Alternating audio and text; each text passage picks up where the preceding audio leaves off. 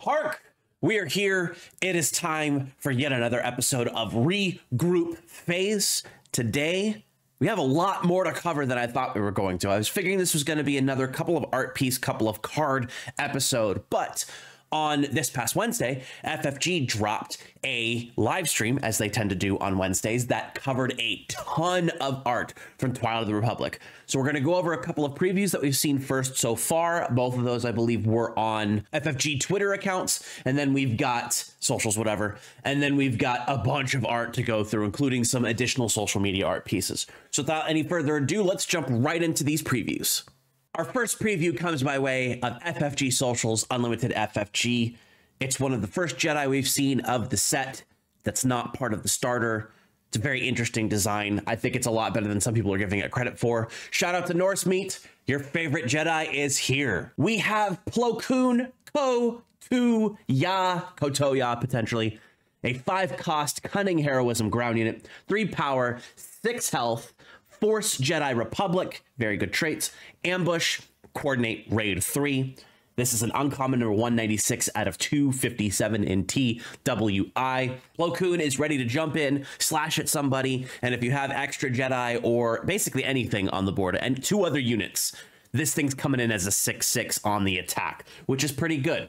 I think there's going to be a lot of interesting combinations with this character, especially if aggression ends up being pretty good for Republic or Jedi or Force traits. We already know the General's Blade, which is command, is going to be very good on Jedi. But if you can get that keep fighting on somebody like Plo Koon and you have units that are on the board that allow you to get that raid 3 coordinate, you can get a couple really big attacks with Plo and 6 power onto either the opposing units or into your opponent's base. The fact that he's a 5-drop is actually pretty cheap mid-range in that area for units such as this. He does ambush without the coordination, so you could at least clear something with 3 health off the board. Should be interesting nonetheless. If you recognize Plo Koon from some of the earliest episode 1 stuff Jedi Power Battles, he was the unlockable character with his either yellow or orange lightsaber, depending on the edition of the game, if I remember correctly. But very fun character, very interesting. Lots of cool moments in Star Wars The Clone Wars. Other cool things going down. Plo Koon, ready to go. Hopefully he doesn't get shot down in a starfighter. Next up, we have a big unit that does some very interesting things. It's our first legendary, and it is one of my favorite types of things, which is called keyword soup. Let's check it out. We have here Gore, Grievous's pet, a 12-cost command ground unit, 7 power, 7 health, separatist and creature. Its keywords are exploit 3, sentinel, ambush, and overwhelm. This is a legendary number 118 out of 257 in TWI. Lots of really cool and interesting things based upon this character. If I remember correctly, this is from the Lair of Grievous, where they were hunting down and trying to defeat Grievous, or at least make it so that he wasn't able to recover as well as he was able to do so before. A 12-cost 7/7 is actually not very good, even with Sentinel, Ambush, and Overwhelm. But the key portion of the card here is this Exploit 3. I do have confirmation that the numeral in the keyword is the amount of units you are able to sacrifice in order to reduce the cost of a unit. So you can sacrifice 3 units on your board for a total of 6 cost reduction, which you're going to be doing with those Battle Droid tokens. And that'll bring it down to a 6 cost. I think the upper end of this is going to be 8 cost total. Anything more than that, and it's probably just going to be too expensive to play. But an ambushing 7/7 can be really good. That does overwhelm. It has sentinel. Lots of interesting things on here for this card. Keyword soup, fantastic. It is a legendary, so you don't get any of the explainers on this. I kind of wish what they would do with some of these, even like the hyperspace versions of them, is put the keyword in the center of the card. But as it is, this is a very interesting card. Don't know how much use it's going to get, but it's going to be a fun card to play in decks that do have a bunch of units that are on the board. You exploit those 3 units to be able to drop this thing's cost by half. And you just go to town with your ambushing, overwhelming sentinel pet named Gore. And that's pretty cool. Next up, we have 3 pieces of art coming by way of FFG socials, including 1 piece of art that I missed last week, so I do apologize for that. That'll be the first one up. Very interesting art stuff and kind of just things in general. So let's go over these three and then we'll get into the live stream. Our first piece of art here is our three female Jedi, Barriss Offee, Shaak Ti, and Aayla Secura from left to right. Very fun piece of art. I missed this from last week. Lots of really cool character representations. This is likely going to be an event that does something with either Jedi or Force users, but fun across the board. I do hope that each of these characters gets a character unit or a unit in this set, because that would be very fun. Out of these three, Aayla has always been my favorite, but Shaak Ti is also very fun because of her representation in The Force Unleashed as a Jedi who did survive the Purge, but ended up being killed by Vader's secret apprentice regardless, because he is a badass. Second image, we have here the twin brothers of Dathomir. We have Darth Maul, actually, Maul, formerly Darth, and then Savage Opress with his double-bladed lightsaber, Maul with his lesser ridiculous spider legs, which is always nice. The Spider Maul thing was always pretty weird to me, but at least it led into getting some of the best performances out of Maul after that, including the Siege of Mandalore and Twin Suns in Star Wars Rebels, which is my favorite Star Wars Rebels episode. Fun stuff here. This is probably another event. Could also be a Savage card specifically, but I imagine because it does feature two characters, we're going to get this as an event, much like we have other stuff. And then the last piece of social media art is this image here of Fives and the medical droid, where Fives is looking at his control chip that went haywire. And I remember this story, but apparently I don't remember it clearly enough because I thought he was dead by this point. But Fives' control chip, the beginnings of the downfall of the Republic, as they find out that they have an order within them, a 66th order, as it will, which leads you to believe, what are the other 65 orders? And is 66 the last one, or just an order in a gigantic line of orders that the Emperor could use to take control of the clones to do something? But great art here. Again, it might actually be an upgrade, honestly, given that it's a controlled chip. Who knows what this ends up being, but fantastic pieces of art here. And without any further ado, let's jump into stream art. On Wednesday, August 28, FFG came to us live with a lot of the people from the art department discussing Twilight of the Republic's art in the set. There's a lot of really cool things here. I'm not going through it in order of the way it was presented on the stream. It's actually alphabetical as the way that I saved these files, but there's a lot of really cool stuff here. So let's jump right into it. First things first, we have Anakin's ETA-2. You can see R2-D2. This is part of the Siege of Coruscant at the beginning of Revenge of the Sith.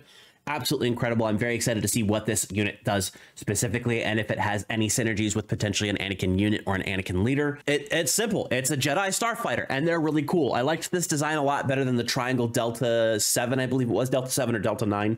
And it is a little bit more reminiscent of Anakin's Jedi starfighter, the Azure Angel, from the animated Clone Wars series, not the CG series. Missed that ship.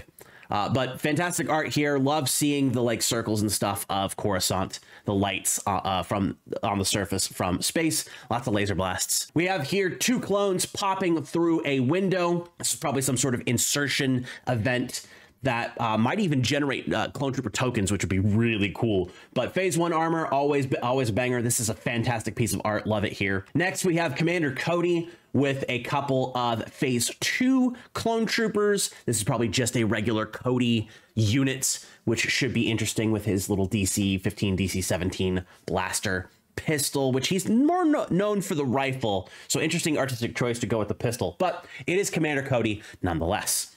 We have here the kind of title art of the set itself with Rex, Anakin, Ventress, Aura, Droideka, some Venators, and the Resurgent class, I believe, Banking Clan frigates. That might not be correct. They are definitely Banking Clan frigates, but I'm not sure if they're Resurgents. Anyway, this is probably what we're going to see mainly on the covers of the boxes and the starters. So that's pretty cool to have this full piece of art, whereas I believe before we just had the standing center portion of it. And there's another one where it's just Anakin and Ventress with Rex on the right. We used that as a thumbnail before, so this might be used as another thumbnail in the future. Master, Destroyers, Droideka, Destroyer Droid, whatever you want to call it. It's blasting through its shields. This will be an interesting, it's either an upgrade or a unit. I would be surprised if it was an upgrade.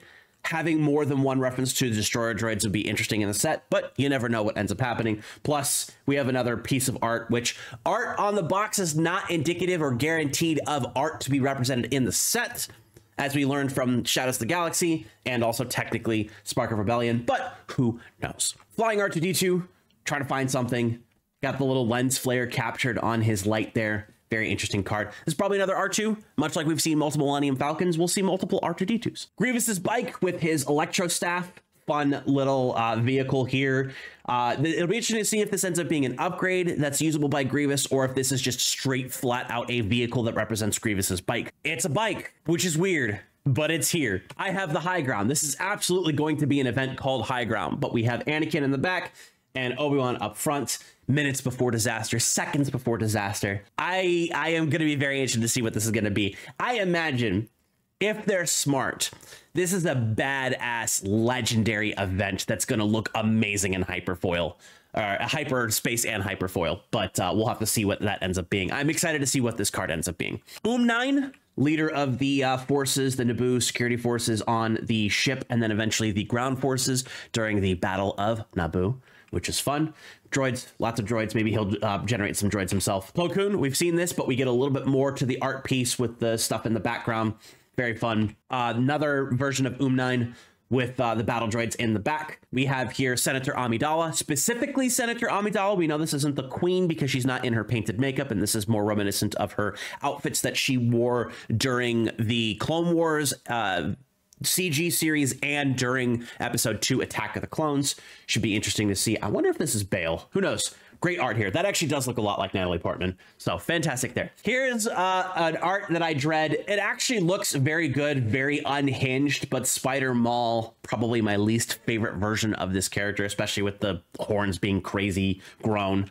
It was a weird time for Star Wars when this happened. But again, like I said, this led into some of my favorite moments that feature Maul in any of Star Wars media after all of this was resolved. So Spider Maul. Here we have Admiral Trench with his little medals and stuff like that, droids in the background. I wonder if this is before Anakin kills him in the end of the Clone Wars TV series, CG series at the beginning of season 7. But very interesting art here. Probably one of those buffing separatist general types that we're probably going to see in this set. It'll be interesting to see how characters like Newt Gunray, Wat Tambor, Admiral Trench, who are not combat characters traditionally, end up supporting the game. We've seen stuff with like Bail Organa, who gives experience tokens to units. We've seen stuff like General Riken, who is able to give things Sentinel, or if they have Sentinel, give them something else, so on and so forth. So we'll see if we get some cool stuff out of those non-combat characters in this. Next, we have probably my favorite piece of art so far. This is the Venators firing out and trying to defend itself from attack.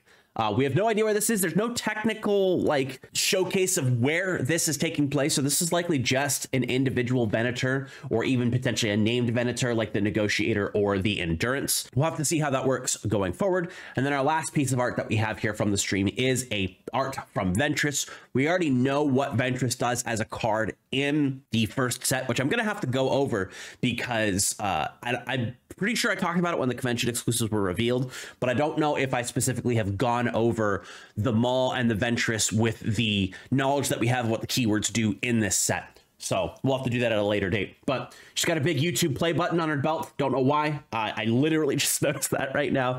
Fun stuff to make fun of, but very good piece of art here. Love it a lot. Lots of great art across the board, but as I said, outside of the high ground art, this is my favorite art because Venators are cool. We need an Acclamator class Star Destroyer, though. Do not fail me, FFG.